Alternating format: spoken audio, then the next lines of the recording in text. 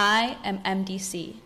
Since my acceptance into the Honors College in the fall of 2017, I've become motivated to excel academically and energized to become involved with my campus and my community. I've worked with incredible organizations such as the Women Empowerment Club, the Human Rights Alliance, and Phi Beta Lambda, all of which have helped me grow as a leader. With that, it gives me great pleasure to introduce a man whose business leadership is known worldwide, Howard Schultz, the chairman emeritus and founder of Starbucks. Mr. Schultz grew up in a public housing in Brooklyn. When he was 7, his father suffered a work-related injury, but his family had no insurance. Despite these challenges, Schultz's mother taught him that he could create a better life for himself. I'm sure many of you can relate. He became the first in his family to go to and graduate from college, embarking on a path that's directly influenced our relationship with America's most popular beverage, coffee. In the 1980s, he took charge of a regional coffee company and turned into one of the world's most recognizable and respected brands. Starting with 11 stores and growing into more than 28,000 worldwide, under his leadership, Starbucks has become more than just a stop for a caffeine fix. Starbucks locations are social hubs where people connect. Mr. Schultz said he hopes to reimagine the promise of America by finding creative solutions to pressing social and economic challenges, including access to healthcare, education, and jobs.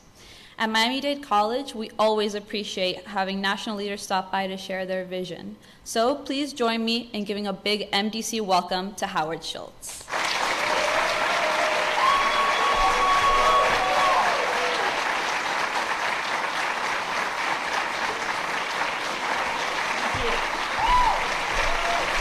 Wow, thank you very much. Thank you. Thank you very much. I really appreciate that. Thank you, Saul, for that kind introduction. I've been told that about half the students at MDC are the first in their family to go to college. Can I ask for a show of hands of how many in the audience are the first to attend college in your family? That's fantastic. Congratulations. Congratulations. We have something in common. I, too, was the first in my family to go to college. In my case, I grew up poor in the housing projects of Brooklyn, New York. No one in my family went to college before me. My parents didn't even finish high school. My mother wanted more for me. She believed in the American dream and imprinted in me the belief that if I got an education and worked hard, I could create a better life for myself. In 1971, I enrolled in Northern Michigan University, where I must confess they measure snowfall by the feet, not inches. And believe me, that was not in the brochure. You guys are much smarter than I was at your age. I mean, of course, I should have gone to Miami. I paid for school with student loans. I worked 2 jobs, and there were even times where I had to sell my blood for some cash. 4 years later, I became the first in my family to earn a college degree.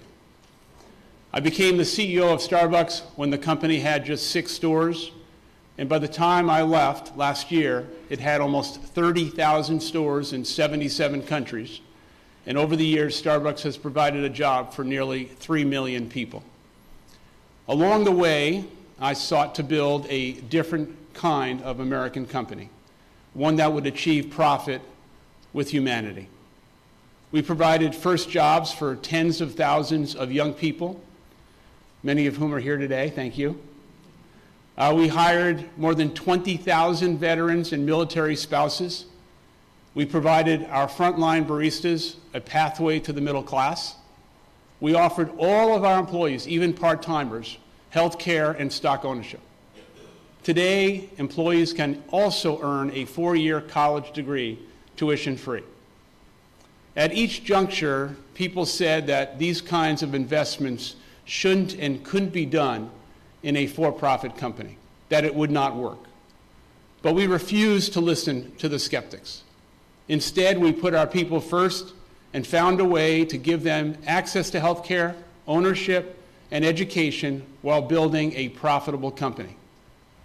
Now, over the past few weeks, I've heard a similar refrain as I've traveled the country discussing that I am seriously considering running for president as a centrist-independent outside of the two-party system.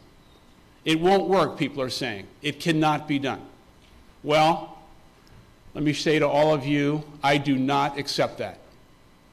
I also refuse to be deterred by the naysayers because I love this country and because so much is at stake. I believe from the bottom of my soul that our country is in crisis, and we have a crisis of division. Today's divisions run deep and wide. Divisiveness has infiltrated our most personal spaces. I heard this statistic and I couldn't believe it. 1 in 6 Americans have stopped talking to family members and friends because of differences about the 2016 election. Trust in the American government is at a record low. Many Americans think the biggest problem we face is the government itself. Many politicians are more engaged every day in revenge politics, stirring up hatred, division, instead of finding ways to collaborate in the interest of our public, of the people.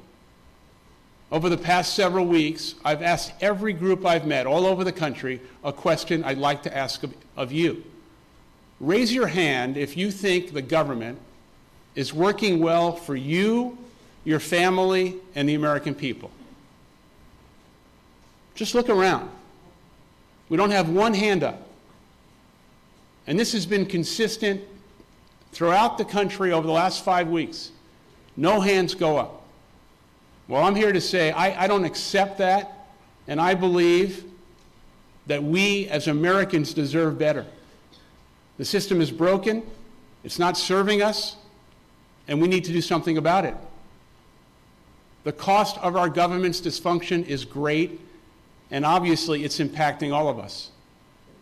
Our biggest problems are not being solved. Income inequality, a lack of opportunity in too many communities, the rising cost of health care, a broken immigration system, climate change, schools that aren't preparing young people for the jobs of the future, and something you all know all too well, and that is the rising level of student debt, which is now at $1.5 trillion. I believe strongly that this dysfunction should not stand. I know together we can solve these problems. We can. But first, let's examine how we got here. During the past few decades, there have been 2 mounting massive failures in our country. One of character and one of institutions. First, I want to speak of the failure of character. When elected officials in D.C. stir up division rather than craft consensus, when they opt for revenge politics instead of problem solving, one party or the other may win the moment, but the American people lose the biggest battle of all, and that is the battle of our national character. I don't use words of combat lightly, but we must recognize right now that our country is at war for its very soul. This is not a war of party versus party or ideology versus ideology. It's a war of truth versus lies, acceptance versus bias, talking versus screaming, integrity versus trickery, respect versus contempt, and yes, love versus hate. We are forgetting that how success is achieved and measured is as important as the success itself. Now, in business, I've always acted on the belief that money made cannot be the sole measure of worth for a company or for a person. Profits earned through deceit or at the expense of others should have no value in a humane society. And while I'm not yet a public servant, I am a citizen who wants to live in a country where the behavior of elected officials counts as much as the election promises they keep and the laws they pass. A lack of character at the highest levels of government is related to the second significant failure of our times, which is institutional. Primarily, our two-party system, which has devolved into a self-interested duopoly, is not serving the interest of the American people.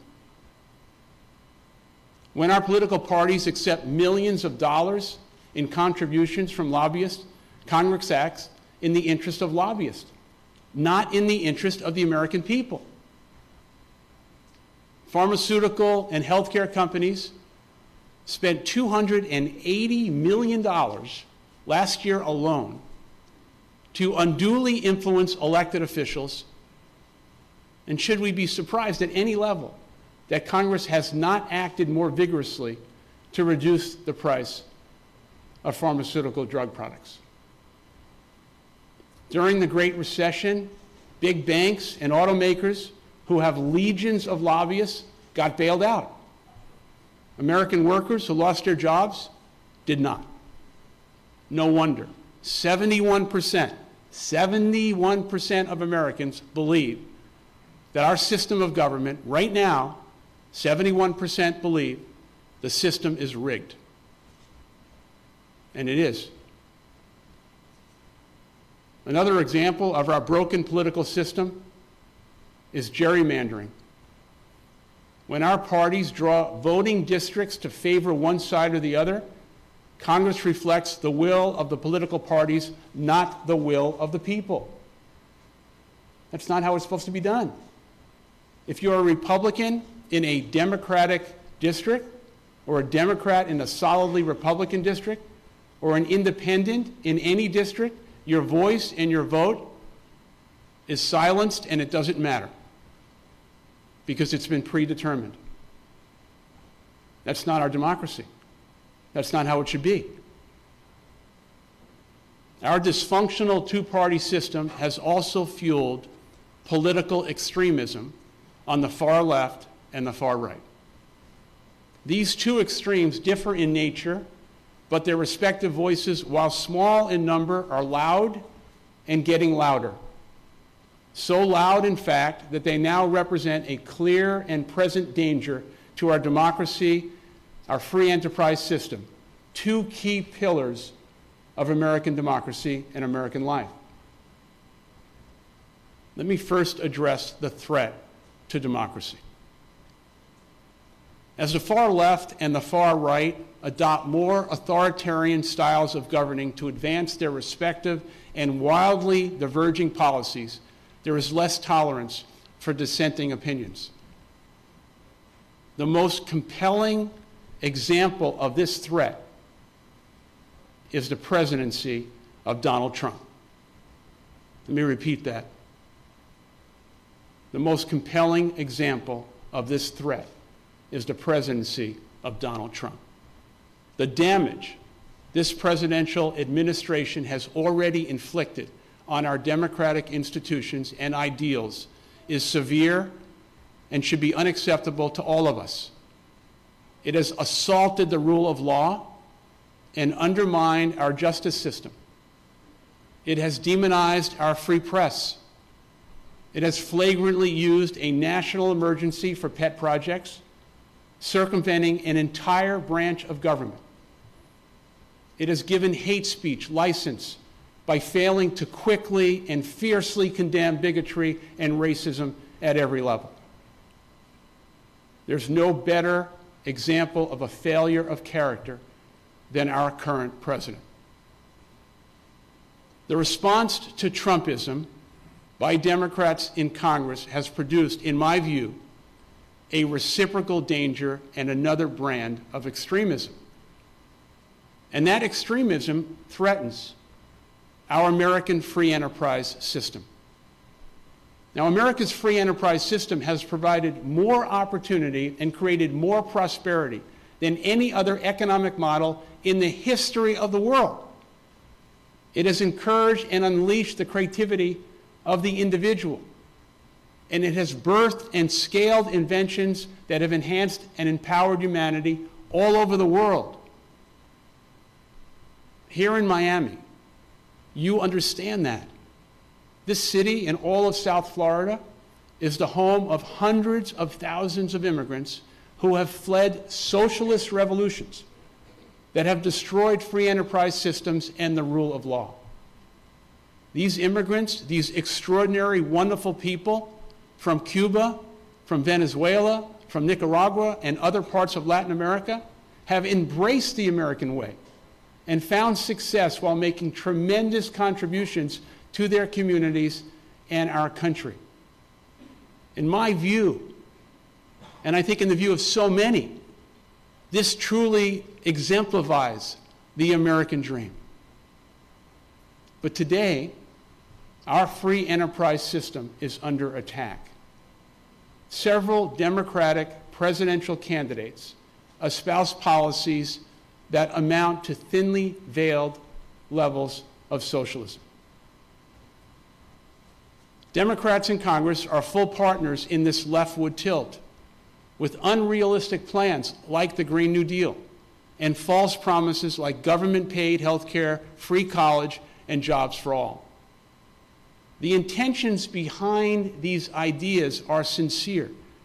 The problems they seek to address, from climate change to health care, do need to be solved. But these socialist ideas cannot be sustained financially. Nothing is free. Nothing. They would raise taxes on all Americans, not just the 1%. They would reduce the freedom of choice that many people count on. They would squash the spirit of innovation and entrepreneurship. And in my view, once again, the answer to one extreme cannot and should not be another extreme. Let me be clear about this. Our free market economy must be preserved, but not as it is. It must be transformed. It needs a reboot. It is time for a renewed era of capitalism in America. And I say that as somebody who has run a public company for the last 3 decades. We need a capitalism that creates more economic equality, a capitalism that is held accountable, a capitalism that recognizes that businesses of all kinds have a moral responsibility to contribute to communities they serve and to make opportunities available to their people and communities beyond their own. A capitalism that realizes that success is best when it's shared.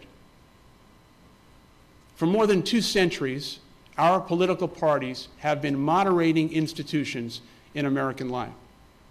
Both sought the same goal: majority coalitions that could win national elections.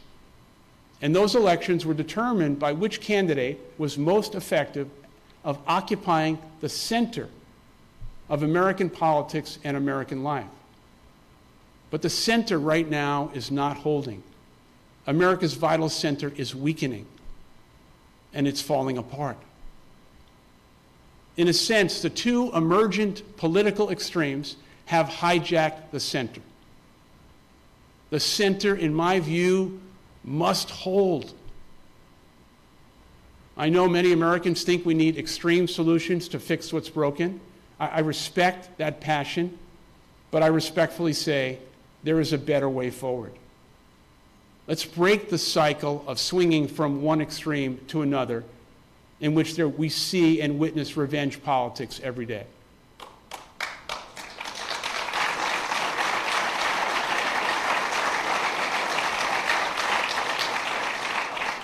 Let's open our minds and hearts to a better way forward. Let's fight for what binds us. It's worth fighting for because the center is the heart of America. And let's be clear about what that heart is. America's heart is principled. It encompasses our core values, and it is our common ground. America's heart is aspirational in its dreams, yet realistic in its plans. In America's heart, common sense and reason prevail. America's heart does not favor partisan ideas. It opts for the best solutions no matter where they come from. America's heart also embraces objective truth. Yes, truth.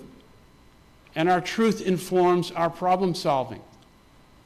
In America's heart, science is real, and so is religion and faith. In America's heart, all people are equal, no matter your gender, your race, your religion, your sexual orientation, or your station in life.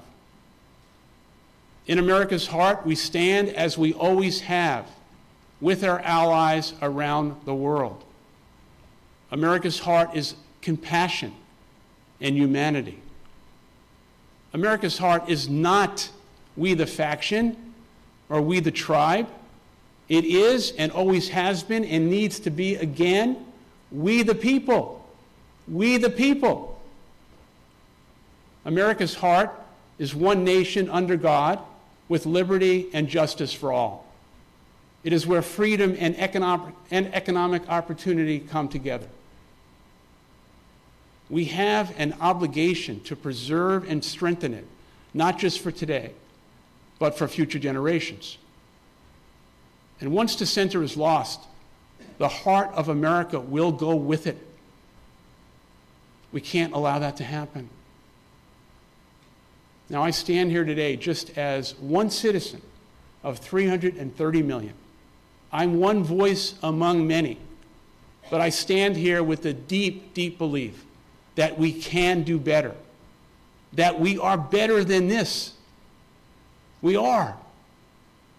And I will do everything I can to fight for the center where the vast majority of Americans stand. And I want today to ask you to answer the call and to join me to preserve and strengthen the heart of America. Join me. For this historic moment, we also need to reimagine the presidency and what's possible. Should I decide to run for president and have the honor, the true honor, of being elected, I will not be beholden to the political ideology of either party or any special interest group. My administration will prioritize reforms that work, reforms that are common sense, and provide the leadership necessary to heal our wounds and bring both sides back together. First and foremost, I would not sign any legislation, none, into law that does not have bipartisan support. We need to be candid and truthful with the American people and admit, yes, that both sides do have good ideas if we work together. Over the last century, our most inspirational initiatives have been bipartisan. Social Security, the National Highway System, the Civil Rights Act, Medicare, welfare reform, and the Tax Reform Act of 1986. None of these were one-party initiatives. Looking back, the Affordable Care Act passed with no Republican votes. Trump's recent tax cut, which I did not agree with, had no Democratic votes. We should not be jamming an agenda through strictly on partisan lines. Real reform does not depend on the other side disappearing. Real reform in America requires us to come together and find common solutions that honors and preserves our democracy. As an independent president, I would be a bridge to bring leaders of both parties together in a way no president has done in recent years. Ronald Reagan and Tip O'Neill were about as far apart on the political spectrum as possible. Yet they consistently found ways to work together because they had respect for one another and they knew what their responsibility was. They respected public servants. They did not demonize people. Our current president and Speaker of the House can hardly stand to be in the same room together. I can promise you this. I'll have members of both parties to the White House for coffee, Starbucks coffee,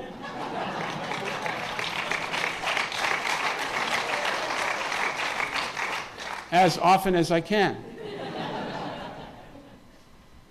I would also assemble a cabinet and this is important, that truly represents America in every way, including a cross-partisan group of Democrats, Republicans, and independents, and a greater share of women than any previous president in history.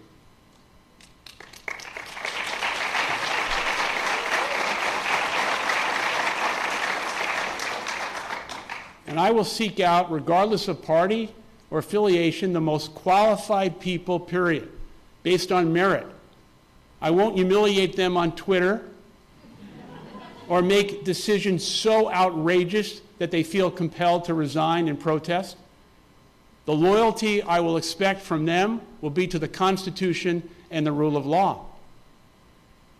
I would not nominate a Supreme Court justice unless he or she could be confirmed by two-thirds of the United States Senate. The courts have become yet another battlefield in the ongoing war between Democratic and Republican leaders. That's not how our democracy should work. These battles have undermined our faith in the rule of law, in the impartiality of the entire judicial system, and all of this has to change. We need to restore faith and confidence in our courts so that we can get back to believing that we're all equal, all of us, all equal under the laws of this country. Taking politics out of the Supreme Court nomination process is a critical first step. In fact, I challenge every single candidate running for president from both parties to make the same commitment right now that I'm making regarding two-thirds. Honor that. I will push for functional government, a government that works at all levels, not just in the executive branch. I will prioritize reforms that break the logjam of extremism and partisanship that have prevented us from coming together and passing common sense legislation. Among these reforms will be aggressive measures to limit the power of lobbyists and special interests in Washington. I will also use all of the tools available to the president to bring an end to gerrymandering.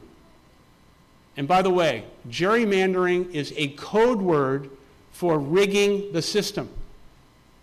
No wonder 71% of the American people have lost trust and confidence in our government and our leaders. Independent commissions should draw political districts in every state. The days of politicians selecting their voters must end, and must end now. I will restore the presidency to the proper position as one of the three branches of government. I believe the next president needs to reduce, not expand, executive authority. We have to reverse the trend of winning by any means necessary. And lastly, and perhaps most importantly, I will restore civility, dignity, honor, respect, grace back to the Oval Office.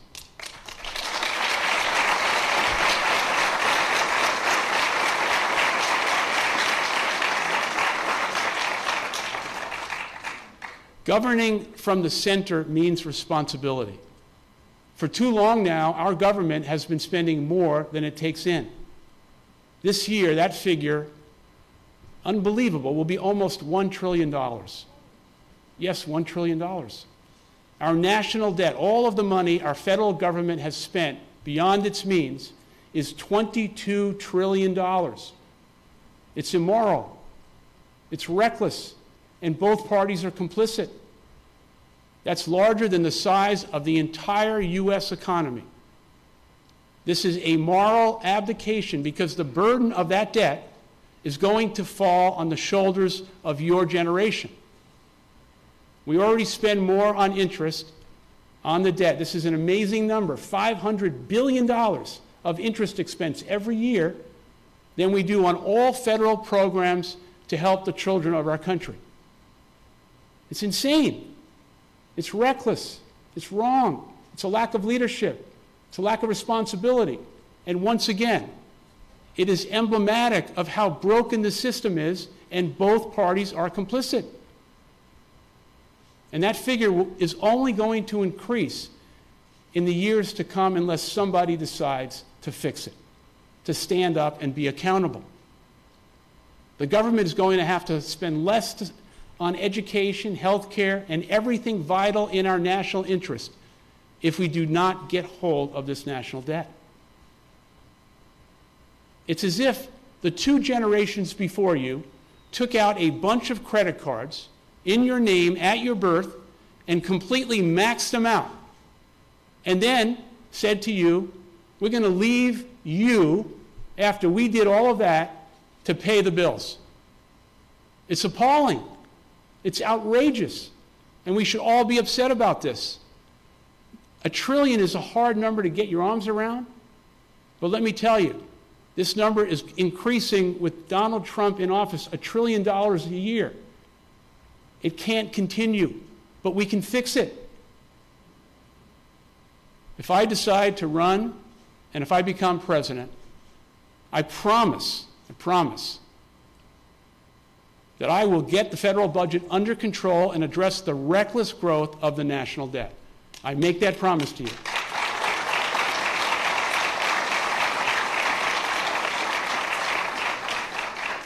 It will require hard work and painful trade-offs, but I refuse, as this government and both parties have done for years, to continue to punt the problem. The ideas that I am proposing can change the system so it once again works for the American people. Let's have the best of both parties represented in a cabinet, in legislation, in the White House, with a unified purpose of reforming the government and making the American people proud again of trusting with great confidence our leaders. Now, some will argue that a bipartisan government will result in gridlock. And yet, does anything about our current way of doing business in Washington and our political system, does any of it seem like it's working? No. Remember, no one raised their hand. It's not working. So why should we continue embracing the status quo? Our intractable challenges, from the debt to health care to immigration, have been with us for decades, irrespective of which party is in charge. To meet the challenges of the 21st century, we need to completely reimagine and reform the system in the most primary and basic ways to reflect what most Americans want and believe. And I believe with strong leadership, truth, renewed vision, a focus on the center, we can come together to solve our biggest challenges and make you proud again of the government that should be serving you, the people.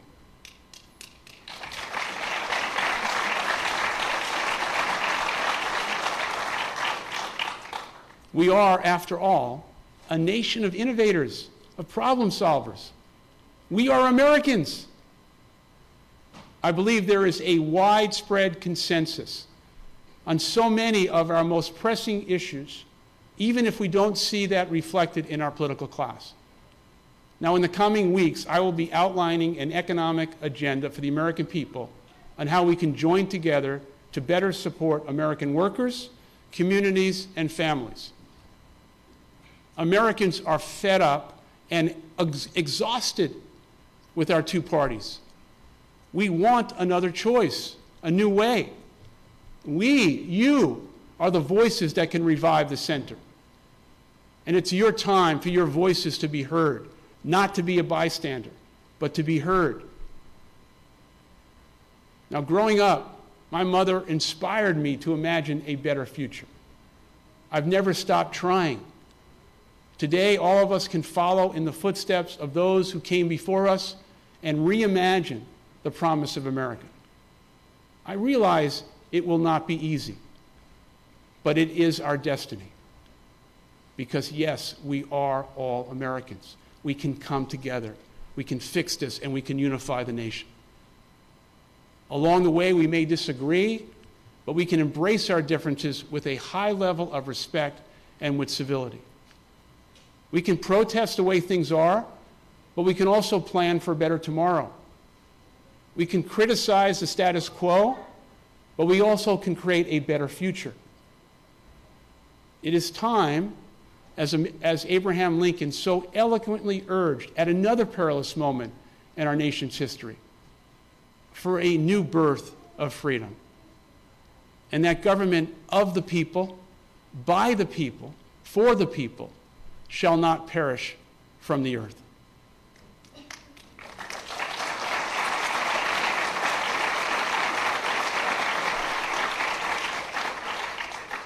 We have the power to write the next chapter of American history. The future is on the line. The country is on the clock. It's time to answer the call. It's time for all of us to believe in the country, to believe in each other. I love this country. I believe in the goodness of the American people. I also believe America is longing to come together. That's why I'm here, to fight for you, your family, the next generation, and most importantly, the heart of America. Thank you very much. Thank you very much. Thank you.